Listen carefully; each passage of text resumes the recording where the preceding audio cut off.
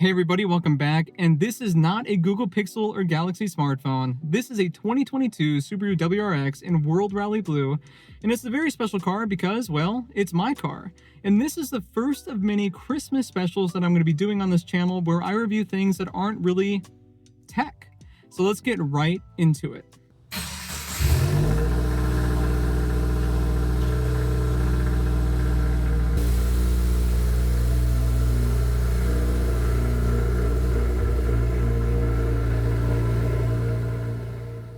If you are considering this car, the most important thing to most people is going to be the price.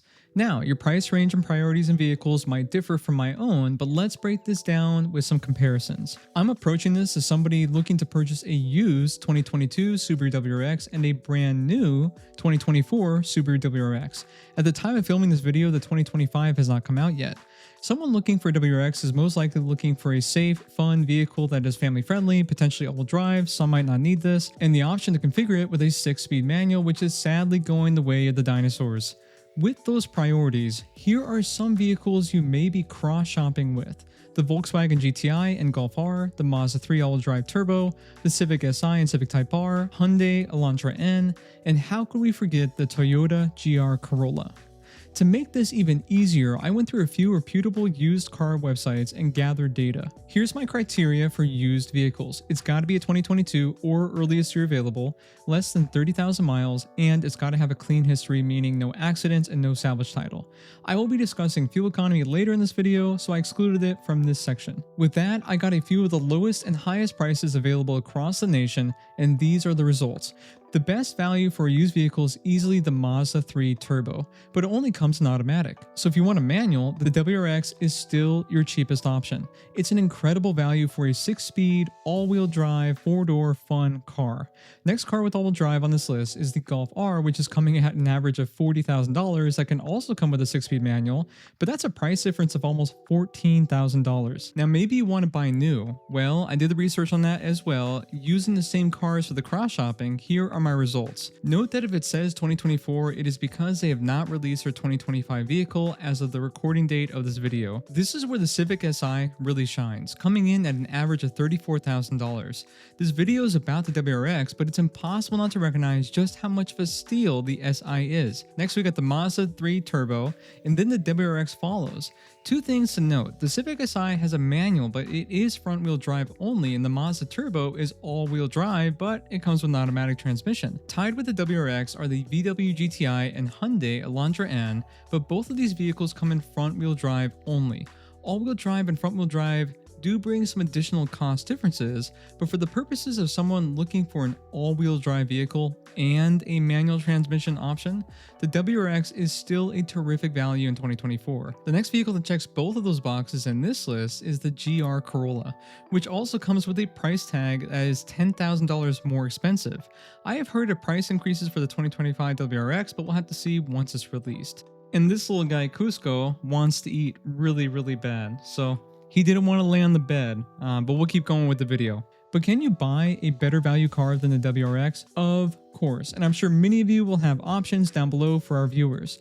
But the WRX is competitively priced for what you are getting. But who cares about a few price differences if it drives like total garbage? Well, no worries there. Let's take this thing on the road and check out its performance and handling within the legal limits.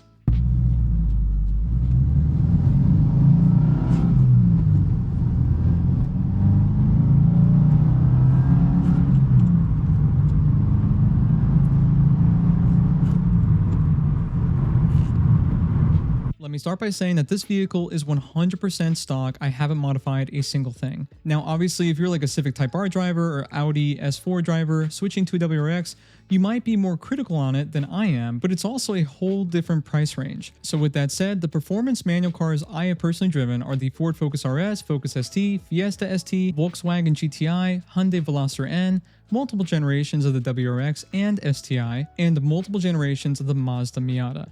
All of these that I've driven have been stick shift. No hate on automatics, I just prefer manual. So with that said, talking about the 22 WRX, I would give the gear and shifting feel a solid 7 out of 10. Sometimes it feels amazing, and other times it feels like you're dragging a stick through loose gravel. For you WRX owners out there, you probably know what I mean. I do think it's a solid transmission, however. I just beg Subaru to not stop giving us the option to have a manual car. Clutch feel is terrific. It catches at a good point, not too low, not too high, and it's light enough for when I am going through traffic on my way to work. Acceleration is terrific.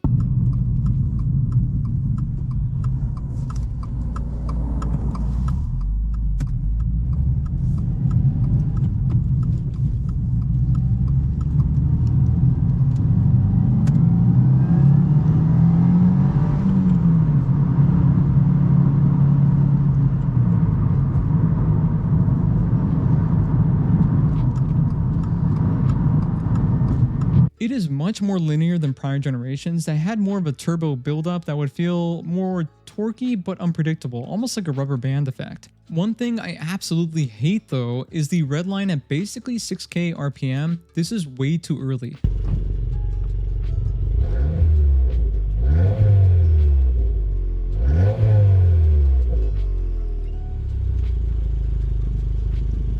It will probably save you from the classic WRX engine rebuild, but it's just not as fun. I wanted to also mention the brakes. If you don't plan on tracking your car, you're going to be fine, but these brakes are kind of bad. They're mushy and very unpredictable and have weak stopping power. If I were to upgrade any part of this car, it would be the brakes.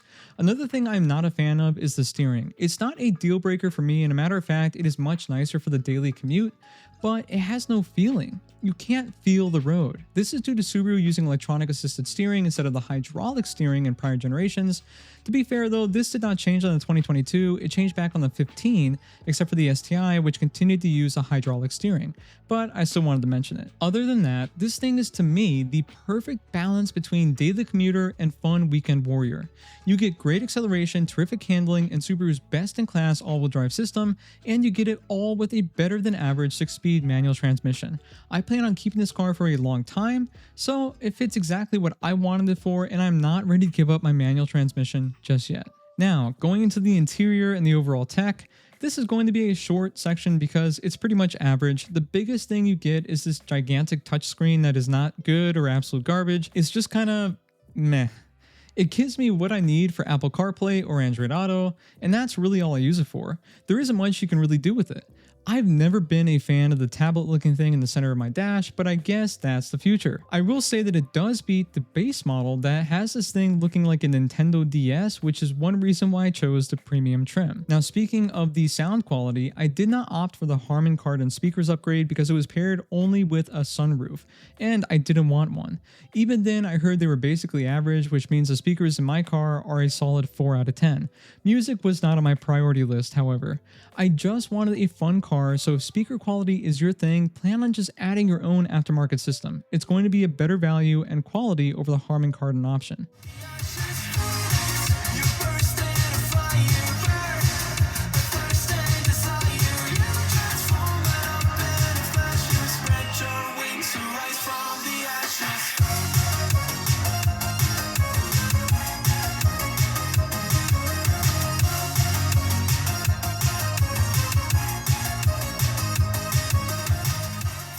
Other than that, the dealer put auto-dimming mirrors in mine, which I wouldn't have added from the factory, but I do appreciate. I have heated seats and get this, cruise control. That's really it. There is minimal tech in this vehicle. For me, that is a positive thing. I love tech in my phones and wearables, obviously, but I want my car for the driving experience, not the tech experience. You may have a different opinion, however, and if that's the case, I would look at getting something else. Might as well get a Tesla at this price point. Now, the fuel economy. Okay, this is a double negative and that doesn't create a positive. Who is writing this thing? Bro, math jokes now? Can we get some better jokes for the next video? Okay, but I got a quick question for you. Okay, what? So I just noticed that number 7 has the word even in it. Isn't that odd? Stop doing that. That is a prime example of You see what you do to me? I'm gonna use that one in the next one. Good job, man. For miles per gallon, I'm averaging about 23 miles per gallon. That's a combination of highway and city, just driving normally but spirited at times within the legal limits, of course. Paired with the poor fuel economy is the type of fuel that you should use with this car and any turbo car in my opinion. The 2022 WRX can take 87 octane, but with how often Uncle Rodney is knocking at everyone's door these days on the Reddit WRX subs, I would not risk it. Get a higher octane, 93 if you have it, 91 if you don't. Luckily in Florida where I live, I have 93 everywhere. But with this, it is more expensive. Do you just want a fun vehicle with great fuel economy? Check the other vehicles on this list, such as the Civic SI and the GTI. They get amazing fuel economy with 27 city, 37 highway for the SI and 25 city, 34 highway for the GTI. Both can come with a 6-speed manual transmission, but again, they're going to be front-wheel drive. It's just understanding your wants, needs, and priorities. Now getting into another important topic, the reliability and ownership costs. Now again, sometimes getting new cars, especially first generation of a significant redesign change like the 2022 WRX, people tend to have a higher chance of issues. I'm only speaking of my personal experience. I have never had a single issue with this vehicle. All I do is change the oil filter, and it has been problem free. To be completely fair, there was one issue I saw a lot of headlines about, which was the excessive RTV sealant on the oil pan. In theory, this could really mess up your engine, but I haven't seen anyone talking about their engine failing due to this issue. At this point, I'm not sure if it's a real issue or one that was just over-exaggerated.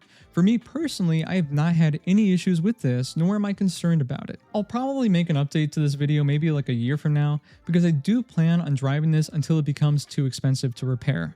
So, with that said, the FA24 engine that's in the 2022 WRX has been incredibly reliable compared to prior generations. I haven't had any extra cost except for, of course, maintenance.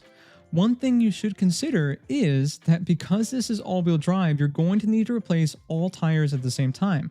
Not the biggest deal in the world, but 4 tires at once can get incredibly pricey. If you choose to cheap out and not do this, you can seriously mess up your differentials, which will be much more expensive than a few tires. So, for reliability, at least from my close to 30,000 miles of experience, this has been my most reliable car I have owned, which is ironic considering all the memes about head gaskets blowing on the WRX and Uncle Rodney becoming a permanent addition to the family. Maintain it and you will be fine. So that's the video. Thank you all for watching. I want to thank you all for your support this year. This channel and my Spanish channel, Gritino, please check it out if you haven't, have been a way for me to create and talk about things that I truly love and I care about. I'm grateful for all of you and I cannot wait to see what 2025 brings. Merry Christmas and happy holidays from my family to yours. Hit that like button and subscribe for more if you like what I do, and I will see all of you next time.